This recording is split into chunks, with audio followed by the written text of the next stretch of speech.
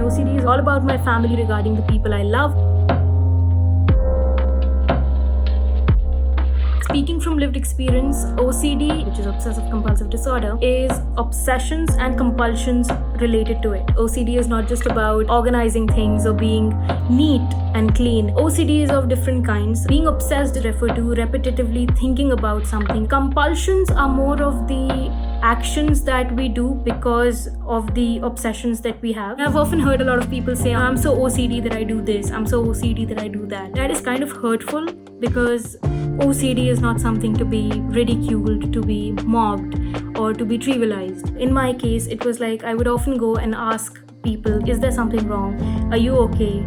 Maybe mom or dad, they're doing some work and they do not look cheerful. These compulsions go up to a certain level where it becomes unbearable at times, where it becomes irrational. Between the ages of 12 to 15, my mother was diagnosed with obsessive compulsive disorder and depression. My mom's condition was more about cleanliness, organization. In my case, it was mostly hereditary because my mother was diagnosed with it. The symptoms that most troubled me were during the lockdown. It all started with the thought that what if this goes wrong? What if people that I love have an argument and they do not talk? I am continuously looking at people's faces, trying to analyze if they are happy. 24/7, whatever work I do is kind of being done while I simultaneously analyze their faces. That was the time when I drastically started losing weight, like around 13 to 15 kgs. I wasn't able to eat anything because I would vomit whatever I ate. I vomited, I think, 4 or 5 times a day. I didn't think that it is OCD, but when I went to the doctor, I was told that it is OCD. This is also one reason why I find it reasonable for people to not understand the kind of OCD I have, because I myself was not very aware of it when I was diagnosed with it. During the lockdown in 2020, I remember one of the days I woke up at around, I think, 2:30 or 3 in the morning.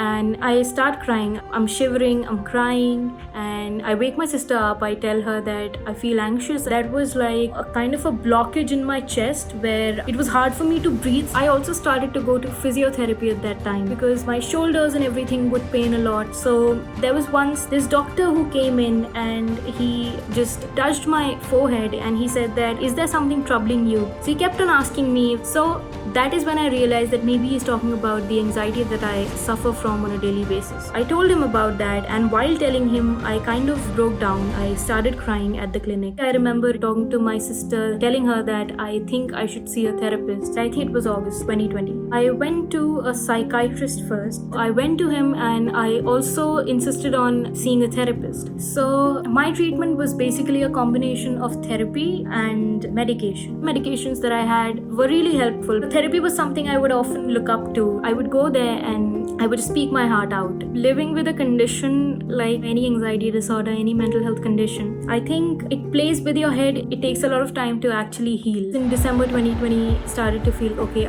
I still live with OCD and I do all the chores that I need to do. One thing I would tell everybody is that never be dismissive of when somebody is talking about their struggles, be it OCD, be it any other mental health condition, and just be a good listener. I am seen. Are you?